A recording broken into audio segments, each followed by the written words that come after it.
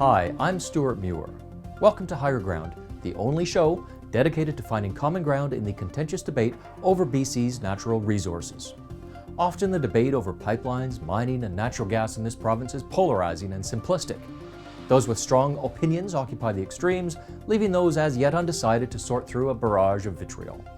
We here at Higher Ground are pro-resource, and for us common ground means replacing myth with fact.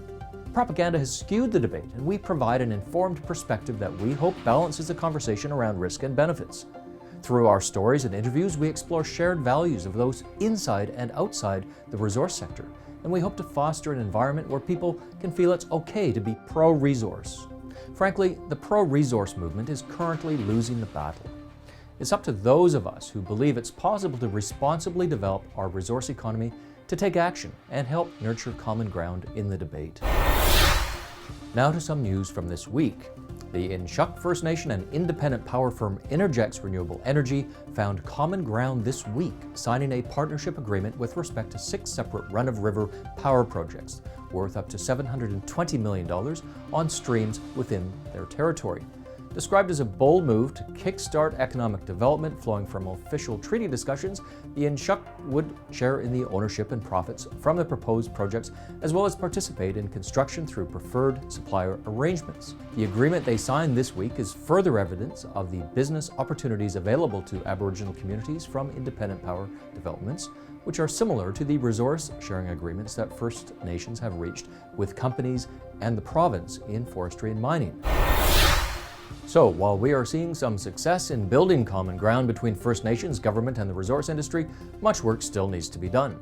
The history between the parties has been nothing if not tumultuous. So we wanted to dive a bit deeper into the issues, and we reached out to John Jack, a councillor from Huu-ay-aht First Nation on Vancouver Island, near Port Alberni and Clayoquot Sound.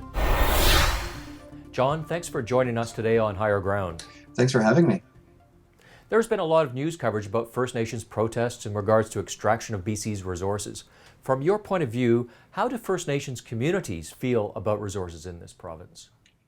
Well, I think First Nations communities feel as though the resource sector is an important source of wealth generation for the entirety of the province, but it's something that they haven't necessarily had access to. And I think that's their main point of contention. And what is different now, do you think?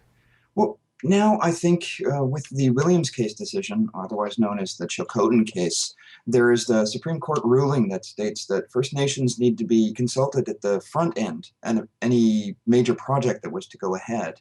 And it really cements the understanding that First Nations not only should be consulted, but they should have a hand in how the resources are accessed and developed. Now, there are those who've said that the Williams decision you cite is going to shut down the resource sector in BC. What do you think about that? I don't think it will necessarily shut down the resource sector. I think what it may lead to, though, is a complete change in the way that businesses may approach First Nations, and it may have a slight modification to the overall business models of resource sector companies.